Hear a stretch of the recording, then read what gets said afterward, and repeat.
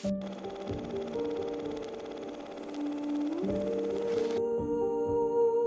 tanggal 1 Januari tahun 2011, seorang pria yang bernama Zuo Qihua menghubungi polisi dan melaporkan kalau ia menemukan istrinya dalam kondisi tak bernyawa di dalam rumahnya. Kepolisian pun segera datang ke TKP. Zuo mengatakan jika istrinya yang diidentifikasi bernama Si Jingsun itu merupakan korban pembunuhan. Yang membuat peristiwa ini semakin mengerikan adalah saat itu Si Jingsun diketahui dalam kondisi hamil 8 bulan. Kepolisian lalu melakukan otopsi dan menemukan 28 luka tikam pada jasad Si Jingsun. Peristiwa ini berawal dari Zuo Qihua. Pria asal Dingzhou, Provinsi Hebei ini lahir di tahun 1982 lalu. Zuo sendiri diketahui berasal dari keluarga dengan kondisi ekonomi yang relatif kurang. Zuo memiliki seorang kakak yang mempunyai keterbelakangan mental karena sakit saat masa kecilnya. Kondisi itu juga yang membuat ayah Zuo bekerja sendirian karena ibu Zuo harus selalu menjaga dan menemani kakaknya. Namun semua beban hidup itu tak menjadikan Zuo patah arah. Para tetangga dan kerabat menganggap Zuo merupakan pribadi yang sangat baik, ramah dan juga jujur. Tak hanya itu, Zuo juga dikenal sebagai pekerja keras. Ia sadar betul kalau hanya dia yang mampu untuk mengangkat keluarganya dari kemiskinan. Dari kecil Zuo diketahui memiliki otak yang cemerlang. Hal tersebut membuatnya diterima untuk melanjutkan pendidikan di Hebei Agricultural University.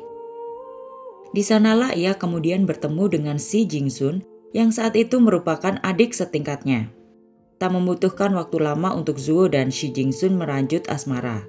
Untuk diketahui, Si Jingsun merupakan wanita yang berasal dari kota Luancheng yang juga masih dalam provinsi Hebei. Orang tua Si Jingsun bekerja sebagai petani yang tentu membuat kondisi ekonominya tak jauh berbeda dengan keluarga Zuo.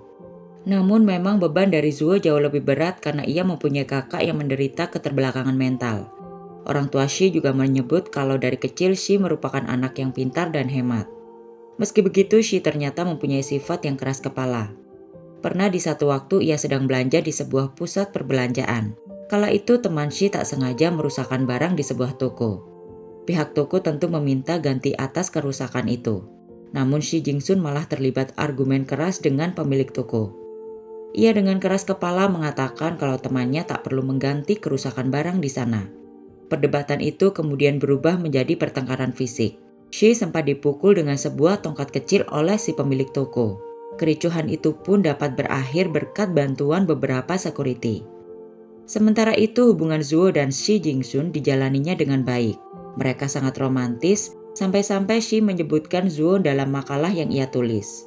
Bahkan ia menuliskan kalau Zuo sudah bekerja keras untuk membantunya dalam menyelesaikan makalah tersebut. Saat itu Si Jingsun memuji Zuo setinggi-tingginya. Di tahun 2007, setelah lulus Zuo diketahui tetap bekerja sebagai pengajar di Hebei Agricultural University sembari mengejar gelar doktornya. Setahun kemudian giliran Si Jingsun yang lulus. Ia lalu mengajar di Departemen Landscape di Universitas Seni Rupa Hebei Oriental. Walau bekerja dan tinggal di kota yang berbeda, hubungan Zuo dan Shi tetap berjalan dengan baik.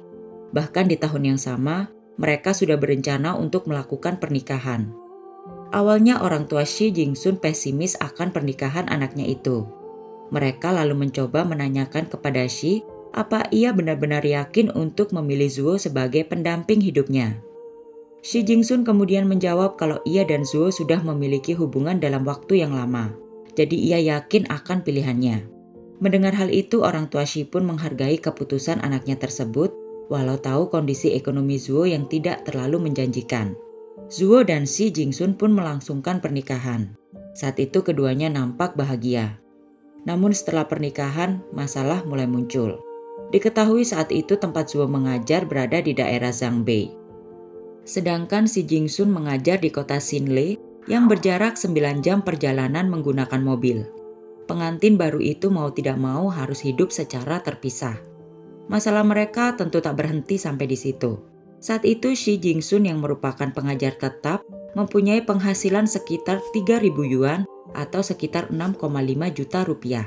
Berbeda dengan Zuo yang bisa dikatakan hanya mahasiswa kedokteran yang membantu dosennya dalam mengajar. Zuo diketahui berpenghasilan sekitar 1.000 yuan atau sekitar 2,1 juta rupiah. Oleh karena itu Zuo masih menggantungkan kebutuhan rumah tangga yang tak dapat ia tanggung kepada Shi Jingsun. Itu menjadi salah satu alasan Zuo dan Shi tak berani untuk meninggalkan pekerjaan mereka. Keduanya juga dikenal sebagai orang yang selalu bekerja keras dalam pekerjaannya masing-masing. Hal itu juga yang membuat orang tua Shi awalnya merasa bangga dengan pernikahan anaknya. Walau masih tak bisa dibilang stabil, tapi Zuo dan Shi dapat bekerja sama dengan baik demi kelangsungan rumah tangga mereka. Namun apa yang terlihat di luar tak sama dengan apa yang sebenarnya terjadi. Zuo dan Shi diketahui jarang berkomunikasi. Bahkan paman Zuo mengatakan mereka terlihat seperti orang asing di mata satu sama lain. Sampai akhirnya di bulan Mei tahun 2010, Shi Jingsun diketahui mengandung. Kehamilan itu nyatanya membuat hubungan mereka kembali membaik.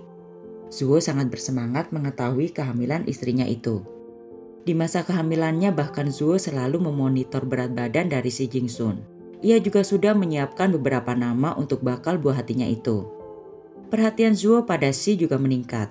Zuo sering menyiapkan makanan, membersihkan rumah, sampai rutin memijit kaki istrinya itu. Saat itu semua nampak normal. Pada tanggal 1 Januari 2011, Zuo mengambil cuti untuk menemani istrinya ke kota tempat Shi bekerja. Ia kemudian menyempatkan untuk makan bersama dengan ibu dan juga sepupu Shi yang saat itu sedang mengunjungi Shi. Setelah selesai, ibu dan sepupu Shi pun berpamitan. Pada jam 7 malam di hari yang sama, ibu Shi menelpon namun tak ada jawaban. Keesokan harinya, Zuo menelpon ibu Shi dan memberitahu kalau Shi Jingsun telah meninggal dunia. Saat itu Zuo terdengar menangis sejadi-jadinya. Ia mengatakan kalau Shi Jingsun telah menjadi korban pembunuhan. Saat itu ia juga sudah menelpon pihak kepolisian. Zuo mengatakan kalau saat kejadian, ia sedang berada di rumah orang tuanya dan menginap semalam. Di jam 11 ia kembali ke asrama Shi dan menemukan istrinya itu sudah tidak bernyawa. Kepolisian yang datang ke TKP pun menemukan kondisi Shi Jingsun yang mengenaskan. Ia terbaring di tengah genangan darah. Jasad Shi Jingsun pun langsung diotopsi. Dari laporan otopsi, terdapat 28 luka tikam di tubuh Shi yang 11 diantaranya fatal. Sayangnya luka tersebut juga membuat anak yang ada di dalam kandungan Shi juga tewas. Investigasi pun dilakukan. Saat itu satu-satunya orang yang memungkinkan menjadi tersangka pembunuhan Shi adalah Zuo. Polisi mencurigai Zuo karena dalam rekaman CCTV yang terletak di asrama tersebut memperlihatkan Zuo masuk ke dalam kamar Shi selama 9 detik dan langsung keluar. Dalam rekaman tersebut, Zuo terlihat sangat tenang dan tak menunjukkan kepanikan. Polisi terus mendalami rekaman CCTV tersebut. Mereka lalu melihat Zuo yang sedang menggunakan pakaian dan wig wanita berjalan di lobi asrama Shi Jingsun. Namun dari caranya berjalan, tentu polisi dengan mudah mengenali kalau itu adalah Zuo. Polisi kemudian mengkonfrontasi Zuo, namun ia awalnya menyangkal semua tuduhan itu. Namun setelah polisi menunjukkan bukti CCTV di asrama Shi Jingsun, Zuo pun tak dapat mengelak. Ia kemudian mengaku telah menghabisi istrinya itu. Terungkap fakta kalau ini bukan kali pertama Zuo mencoba membunuh Shi Jingsun. Ia bahkan awalnya sudah merencanakan untuk memancing Shi untuk datang ke lapangan sebuah sekolah dan berencana untuk membunuhnya di sana, namun gagal. Saat itu Zuo menyamar sebagai orang lain dan mengirim pesan SMS ke Shi. Tentu saat itu Shi tak mau menuruti orang yang bahkan ia tidak kenal. Zuo pun kembali pulang untuk merencanakan cara pembunuhan lainnya. Ia kemudian mempunyai ide untuk menyamar sebagai wanita untuk membunuh istrinya itu. Zuo pun membeli wig, baju wanita, serta kacamata. Di tengah malam, Zuo mendatangi asrama Shi tanpa membawa senjata apapun, karena awalnya ia berencana untuk membunuh Shi dengan mencekiknya. Namun karena situasi di luar kendalinya, ia langsung menghabisi Shi dengan menikamnya dengan brutal, walau mengetahui istrinya itu sedang hamil tua. Selanjutnya polisi menemukan bukti kalau sebelum pembunuhan Zuo terlihat mengurus asuransi kecelakaan dari Shi Jingsun. Dan setelah membunuh istrinya, Zuo diketahui langsung menghubungi perusahaan asuransi untuk mengajukan klaim. Awalnya polisi mengira Zuo nekat membunuh istrinya karena ingin menguasai uang klaim asuransi. Namun Zuo menyangkal hal itu. Zuo mengatakan kalau ia merasa sakit hati kepada Shi karena saat acara pemakaman ayahnya di rumah, Shi terlihat tidak nyaman dengan kondisi rumah dari Zuo.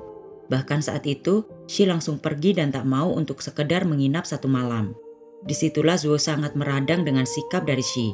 Selain itu, Zuo juga merasa muak dengan sikap istrinya yang terlalu mengkontrol segala sesuatu tentang dirinya. Ditambah lagi, Si Jingsun pernah mengatakan kalau Zuo harus memutuskan hubungan dengan kakaknya yang mempunyai kondisi kelainan mental. Semua alasan itu diamini oleh para tetangga di rumah orang tua Zuo. Saat ayahnya meninggal, mereka melihat sikap Shi terlihat sangat arogan dan terlihat jijik dengan kondisi rumah Zuo. Sejak saat itu, satu-satunya hal yang menjadi tujuan Zuo adalah membunuh Si Jingsun.